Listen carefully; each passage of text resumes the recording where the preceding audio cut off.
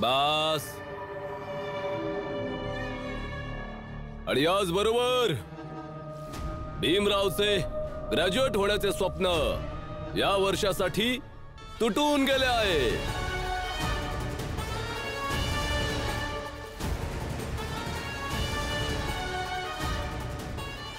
बिचारा भीम.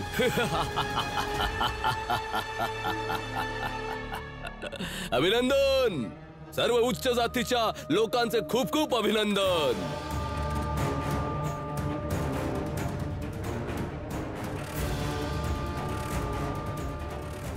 तुम्ही पेपर घेऊन जा.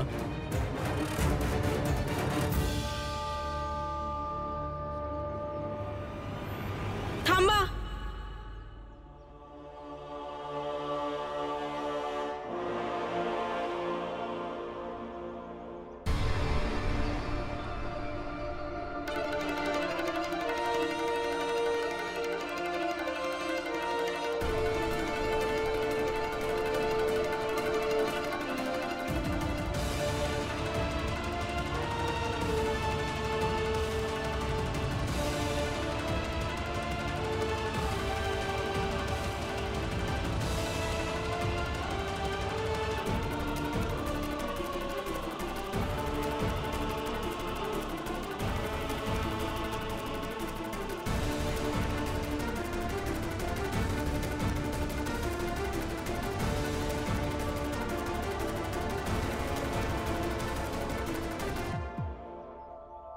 जोवर माझ्या नवऱ्यासंग जे बी झालं आहे त्याचा निर्णय होत नाही, आम्हाला न्याय नाही मिळत, तोवर हे पेपर घेऊन कुठंच नाही जाऊ शकत.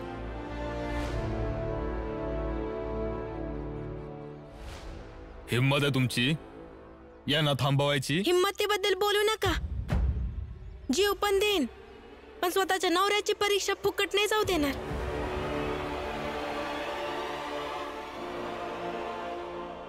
चांगलं आहे.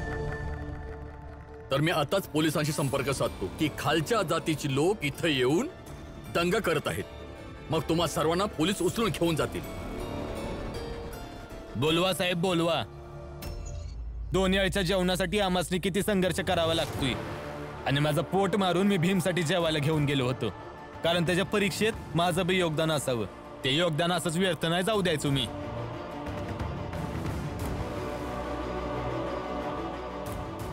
या भीमनं माहित नाही किती वेळा आमच्यासाठी लढाई लढल्या आहेत. त्यामुळे आजची ही लढाई आम्ही लढणार भीमसाठी. बोलवा तुम्ही पोलिसांनी. अरे प्रिन्सिपल साहेब, तुम्ही अजिबात काळजी करू नका. काहीच नाही होणार. आम्ही आहोत ना.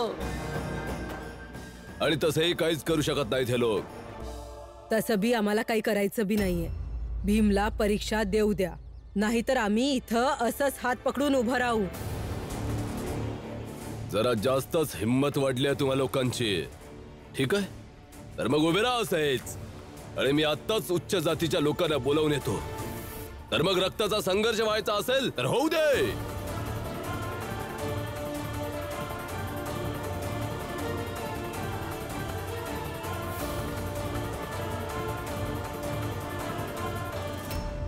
रक्ताच्या संघर्षाला घाबरत नाही आम्ही, आणि संघर्ष करायला बी घाबरत नाही. जेव्हापासून जन्म घेतला आहे संघर्षच करत आलेलो आहे. बोलवा ज्याला बोलवायचं त्याला.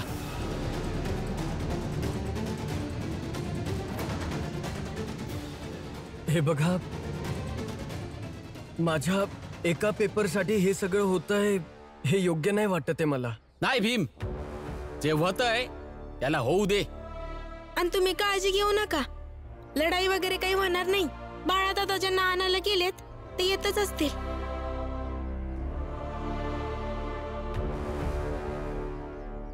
बस तोवर इथून कोण बी जाऊ शकत नाही. कोण येणार आहे? येऊ देत जे येतात त्यांना. तुम्हाला काय फरक पडतोय? तुम्ही तुमच्या जागी बरोबर आहेत ना?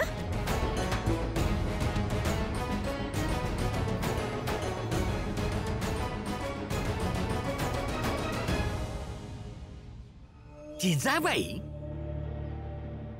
जसा की आपण अंदाज लावला हाय त्यानं तर असंच वाटतं हाय की भीमरावाची परीक्षा काही ना काही कारणानं रामजी, रमा आणि समधी मिळून नक्कीच देऊ देतील. त्यामुळे आशा लावून बसायचा काय बी फायदा नाही होणार. गरजेचं नाहीये की प्रत्येक यायला इजय त्याचाच होणार. अरे कधी असं बी होऊ शकतं ना जे आपल्या समध्यांनी वाटतं. वय बरोबर हाय. त्याच आशे होता आपण इथं समधी बसलो हाय. नाहीतर काय. पर इथं बसून अंदाज लावल्यानं काय बी नाही होणार. त्या परिस्थितीत असं चांगलं आहे की तिथे जाऊन समधी माहिती घेऊ. काय माहित आजच आनंदाची बातमी मिळेल का भीमरावाच्या परीक्षेसाठी समध्याने प्रयत्न केला पर काय बी उपयोग नाही झाला. चला जाऊया समधी. जोखू तू पण ये लवकर.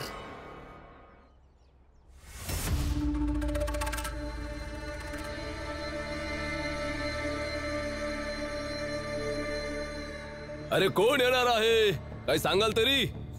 कधीपासून ऐकत आहे मी तुम्हा सर्वांचं नाटक. येणार आहेत येणार आहेत. आता येतील. आलेत.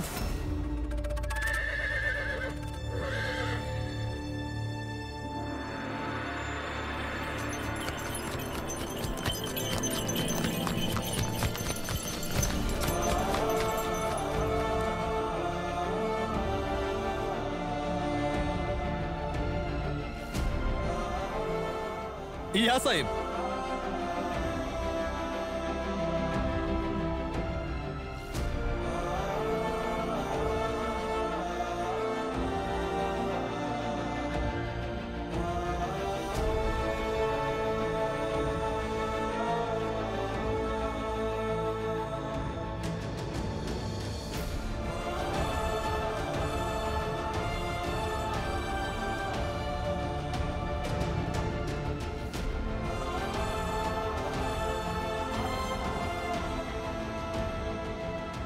आता तुम्हीच बघा.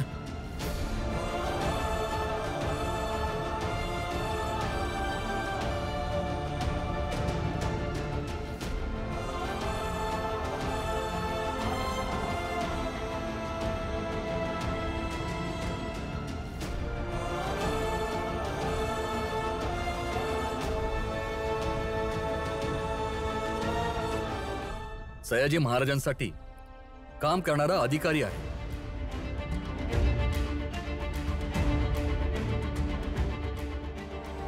भीमरावाला शिष्यवृत्ती महाराज देत आहेत आणि आम्हाला माहित पडले आहे जे नाटक इथे होत आहे. सयाजी महाराजांच्या संस्थानाने हा निर्णय घेतला आहे की जर चुकी भीमरावाची असेल तर त्याला अटक करून बडोद्याला घेऊन जाऊ.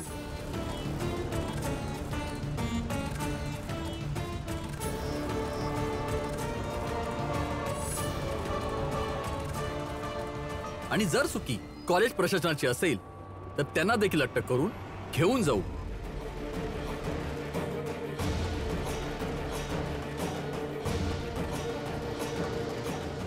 आणि या मुद्द्यामध्ये आम्हाला पोलीस देखील थांबवू शकत नाहीत. चुकी भीमरावाची आहे.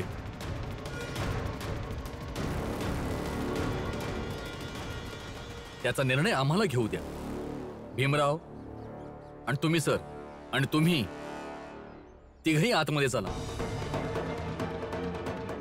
हे बघा, तुम्ही एका कॉलेजच्या प्रिन्सिपल सोबत जबरदस्ती नाही करू शकत. म्हणूनच सयाजीराव महाराजांचे अधिकारी तुमच्या शिक्षण व्यवस्थेच्या उच्च अधिकाऱ्यांशी बोलणे करत आहेत आणि त्यामुळे जे पण काही होईल नियमाच्या आधारे होईल.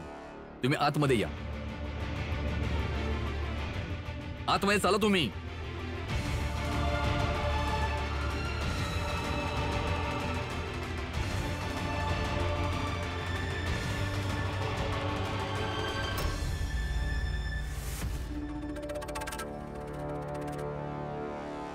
तुम्हा लोकांना जेवढी ताकद लावायची असेल, जेवढी बुद्धी लावायची असेल तेवढी लावा.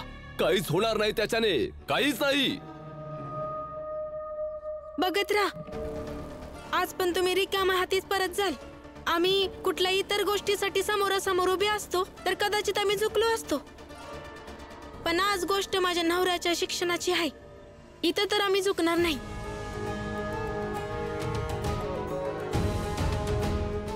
अनहोय, एकदा का भीम निर्दोष सिद्ध झाला तर या महिपालला दोषी सिद्ध करून जेलमध्ये पाठवणार.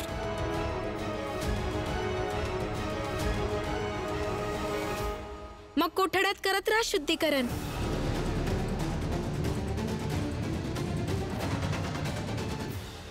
मी बाहेर हे नव्हतं बोलू शकत की तुमच्याकडून जे चुकीचे झाले आहे सयाजी महाराज त्यांच्याबरोबर काय करणार आहे, परंतु इथे सांगू शकतो.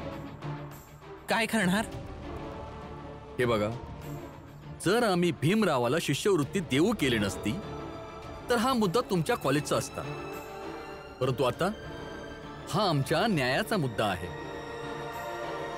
भीमराव आणि तुम्हा दोघांमध्ये कोणी ना कोणीतरी गुन्हेगार आहेच, आणि जो कोणी गुन्हेगार असेल महाराज त्याला आजीवन कारावासाची शिक्षा देतील. आणि इथून हाताला रस्से बांधून स्टेशन पर्यंत त्याच्या पापाचे प्रदर्शन करत घेऊन जाण्यात येईल. आणि विश्वास करा, संपूर्ण आयुष्य जेलमधून बाहेर नाही येऊ शकत. तर घेऊन जा भीमरावला आणि बंद करायला तुरुंगात. चूक याचीच होती. यानेच रागामध्ये येऊन स्वतःचा पेपर फाडलाय. तुम्हाला हवं असल्यास तुम्ही बाहेर उभे असलेल्या विद्यार्थ्यांना विचारू शकता. त्या लोकांनी भीमरावाला थांबवण्याचा खूप प्रयत्न केला, परंतु हा भांडायला लागला. तुम्ही बाहेर पाहिलत ना, लोक स्वतःचं शुद्धीकरण करत होते, कारण भीम त्यांच्याशी भांडत होता आणि त्यांना स्वतःला वाचवायचे होते. नंतर उच्च जातीचे लोक भीमरावाला स्पर्श का करतील? होय, हे तर आहेच. या लोकांच्याकडे पुरावे आहेत. भीमराव, तुझ्याजवळ कोणते पुरावे आहेत ज्यामुळे हे गुन्हेगार सिद्ध होतील? हो, माझ्या परीक्षेच्या पहिल्याच दिवशी एका माणसाने मला घाणेरड्या पाण्याच्या खड्ड्यात ढकललं होतं.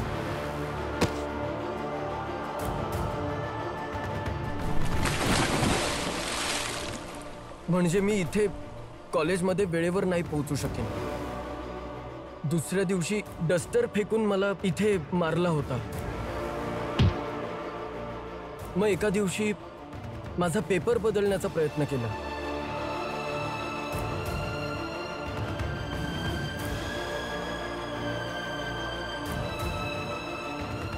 एकदा माझं घरातून अपहरण करायचा प्रयत्न केला. मग त्यानंतर मला इथे कॉलेजमध्ये राहायला मजबूर केलं गेलं. आणि आज तुम्ही बघतच आहात, बाहेर माझी पत्नी, माझ्या कुटुंबातले, माझ्या जातीतले लोक येऊन उभे आहेत. हे एवढे पुरावे चालतील?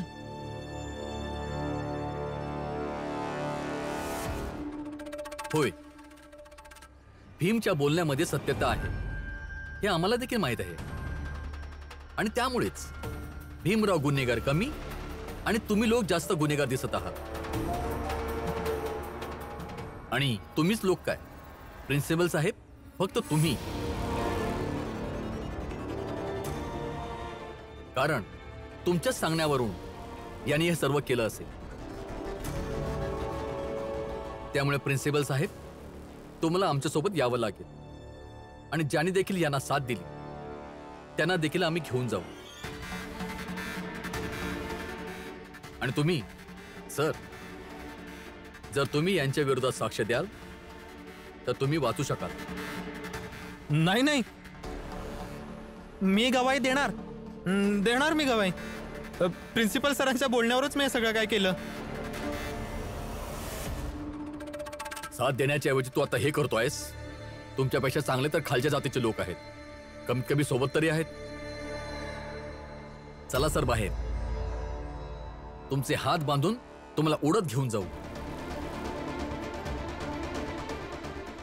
म्हणजे सर्वांना हे माहीत पडेल की कोणासोबत चुकीचे करणाऱ्याला काय शिक्षा मिळते. चला आमच्या सोबत. थांबा प्लीज, थांबा. हे बघा, आत्ता तुम्ही म्हणालात की तुम्ही प्रिन्सिपल सरांना ओढत ओढत स्टेशनपर्यंत घेऊन जाल. त्यांनी भलेही काही केलं असेल, पण आहेत तर प्रिन्सिपल ना.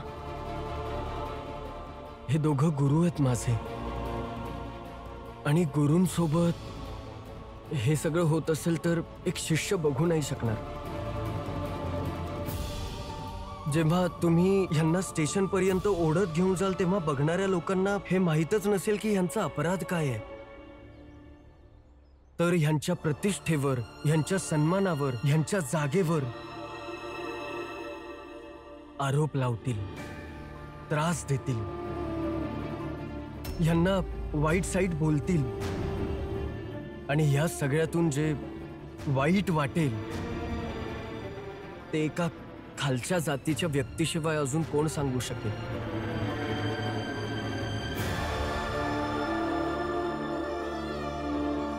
आणि त्यावर वरच्या जातीतले लोक तर मलाच दोषी ठरवतील.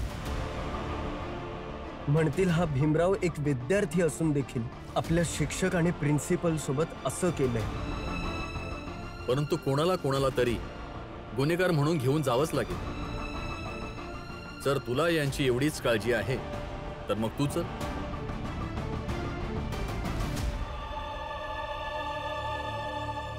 ठीक आहे, तुम्ही मला घेऊन चला.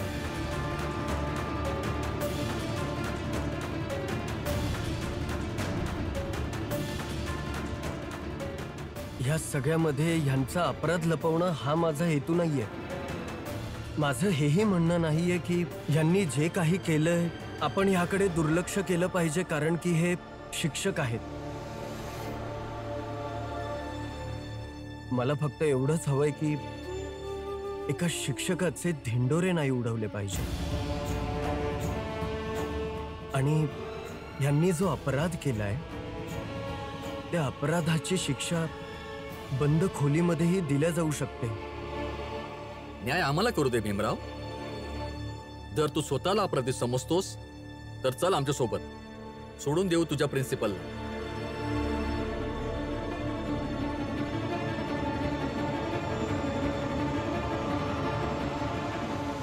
ठीक आहे, मला घेऊन चला तुम्ही.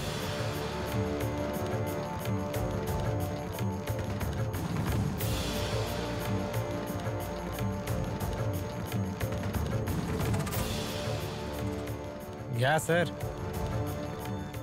झाले आपले काम. गेला भीमराव त्यांच्यासोबत. अभिनंदन. चला बाहेर जाऊया, सर्वांचे चेहरे पाहूयात.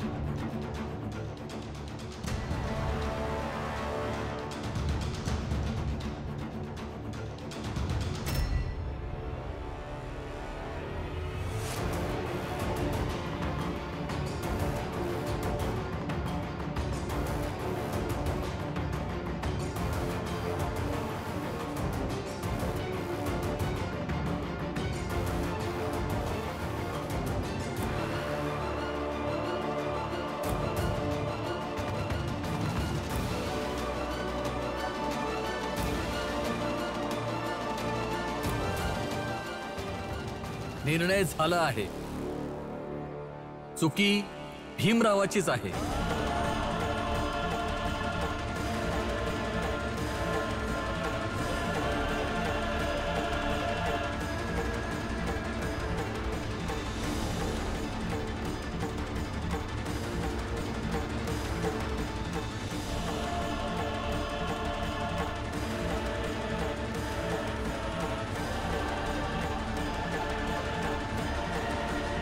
असं नाही होऊ शकत. असंच आहे.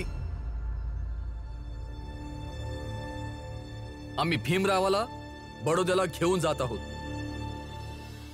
हा खोटं बोलला आणि याला शिक्षा मिळालीच पाहिजे. नाही महोदय.